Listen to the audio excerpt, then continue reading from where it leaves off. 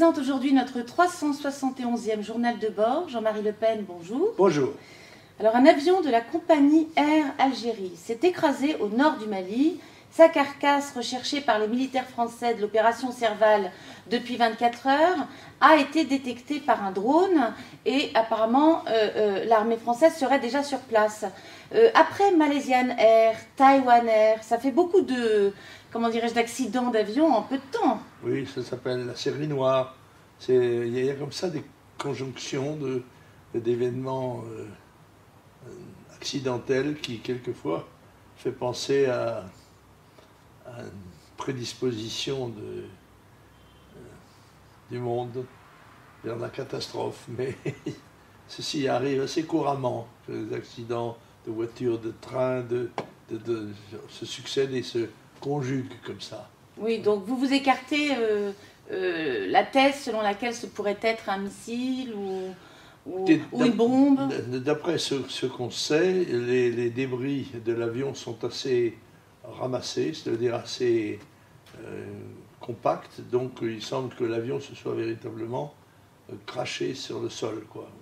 Enfin, bref, nous aurons bien 7 ou 8 ministres qui vont se déplacer là-bas, qui nous rapporteront leurs sentiments sur le sujet. Merci. Alors, le projet de loi sur l'immigration, présenté avant-hier par Cazeneuve, ministre de l'Intérieur, consistant à créer un titre de séjour de 2 ans renouvelable. À quoi est-ce que cela sert-il et qu'en pensez-vous? Moi, je pense que ça favorise l'immigration. Et je pense que c'est la politique du gouvernement, c'est la politique des gouvernements qui se sont succédés d'ailleurs, incapables d'endiguer le déferlement migratoire. Eh bien, ils font semblant d'en être les organisateurs. Je crois que c'est cela, et je pense que le Parti socialiste espère toujours, à tort d'ailleurs, que cela lui fera des électeurs supplémentaires dont il aurait bien besoin pour survivre. Alors, Jean-Luc Mélenchon serait en absolue dépression depuis les résultats des élections européennes passées, persuadé que Marine Le Pen décrochera la présidence de la République en 2017. Qu'en pensez-vous? Écoutez, je ne sais pas d'où viennent ces informations, parce que pour ça, il faudrait être dans l'intimité de M. Mélenchon ou dans sa tête. Je ne sais pas ce que pense M. Mélenchon. Je pense que Mélenchon s'était avancé de manière un peu hardie en annonçant qu'il allait battre le Front National, et c'est lui qui a battu son parti, le parti de gauche est battu à plein de coutures chaque fois qu'il s'est affronté dans une élection avec le Front National ou d'autres d'ailleurs. Bon, enfin, c'est que M. Mélenchon en soit attristé, ben, ceci est assez naturel. Je compatis. Alors, dans un sondage pour le Parisien.fr, 65% des Français ne veulent pas que Sarkozy se représente, en tout cas revienne sur la scène politique. Vous fiez-vous à ce genre de sondage? Écoutez, non, je ne me fie pas au sondage, mais je crois que c'est assez naturel, parce que c'est vrai que le président Sarkozy, d'ailleurs, s'éloigne de plus en plus chaque jour de l'actualité. On sait très bien quel rôle joue l'actualité médiatique dans la vie publique. Et je crois que son retour n'est pas désiré, et ceci est bien naturel, car son quinquennat n'a pas été glorieux, loin de là, et par conséquent, je ne vois pas qui, à part quelques UMP, aurait envie que, à part M. Ciotti ou M. Escrosi, aurait intérêt à ce que M. Sarkozy revienne. Je crois que c'est hors de question, et Dieu merci. Bien, alors Mayotte est de loin la première maternité de France, avec en moyenne 7000 naissances par an. Sachant que plus de 2 enfants sur 3 ne sont pas français, sont issus de mères immigrées clandestines. Alors les autorités n'ont-elles pas les moyens de stopper ce flux migratoire permanent sur le sol français? Écoutez, c'est encore une déconquête de M. Sarkozy, ça.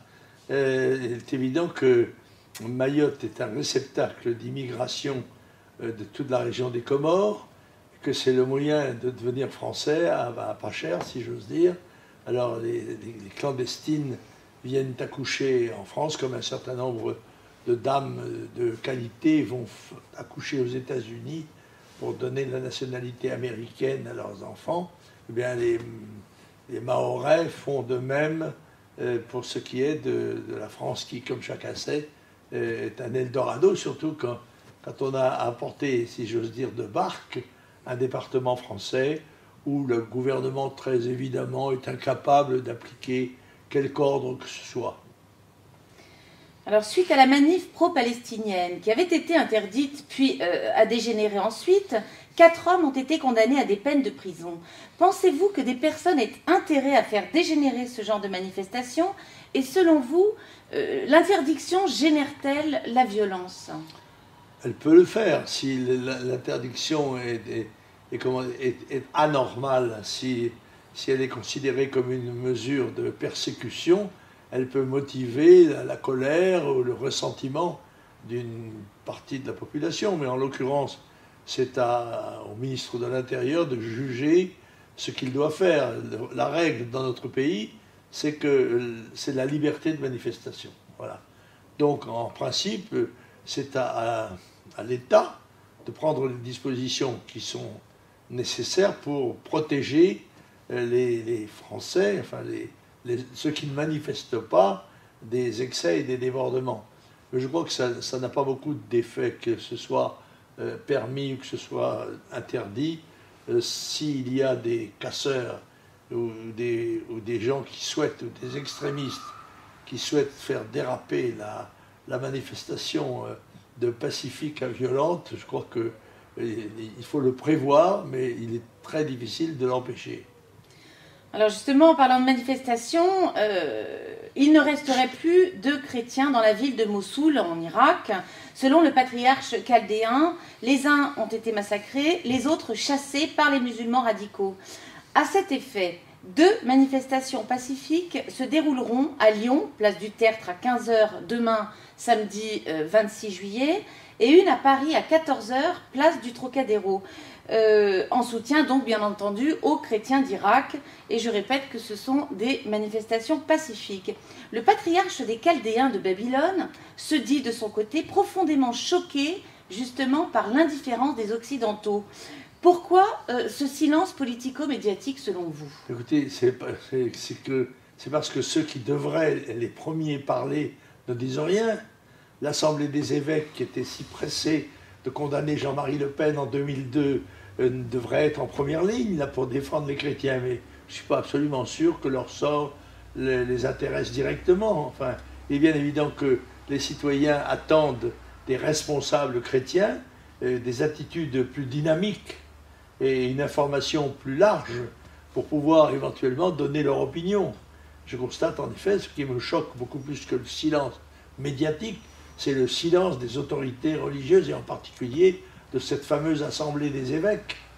Oui, alors certains justement protestent en affirmant que si les catholiques, les chrétiens européens n'interviennent pas et ne se sentent pas tant que ça, comment dirais-je, imprégnés par cette histoire, c'est parce que les Chaldéens ne dépendent pas directement du pape. Trouvez-vous que ce soit très honnête comme réponse? Non, bien sûr que non. Il est évident que la solidarité doit s'exercer envers tous les humains, d'ailleurs, qu'ils soient chrétiens ou pas, mais plus encore, bien sûr, quand ils sont proches de vous par les affinités ou par les croyances. Il y a une espèce de devoir, je crois, de fraternité, là, qui est trahi par l'indifférence de notre monde, et spécialement du monde religieux.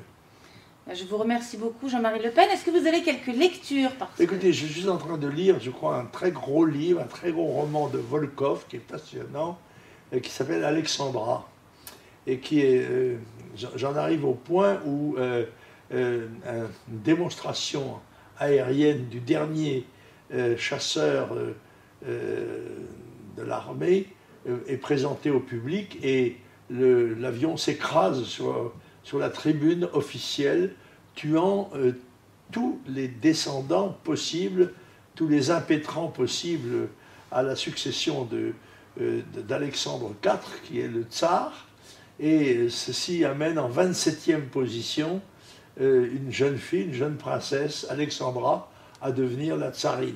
Alors, je vais vous dire, je lis ça la nuit avec passion, je devrais refermer bien plus tôt, mais quand on est entraîné par la qualité comment dirais-je, du récit et la qualité de sa rédaction, il faut le dire, eh bien, on se laisse entraîner quelquefois à des insomnies un peu volontaires. Alors, partez-vous en vacances? Oui, je vais partir en vacances au mois d'août et nous ne nous reverrons pas, je crois, avant le mois de septembre, à moins qu'il y ait des circonstances très exceptionnelles qui motivent notre retour éventuel à l'une et à l'un. En effet. Alors sinon, donc, ce sera le vendredi 5 septembre. Pourquoi pas? Bien. Et bien alors, je vous souhaite de bonnes vacances. Merci, et vous aussi. Au revoir. Et à tous.